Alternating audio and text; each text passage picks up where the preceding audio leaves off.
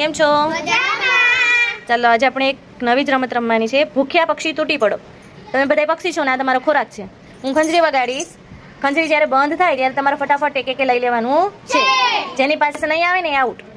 Ready? ચાલો.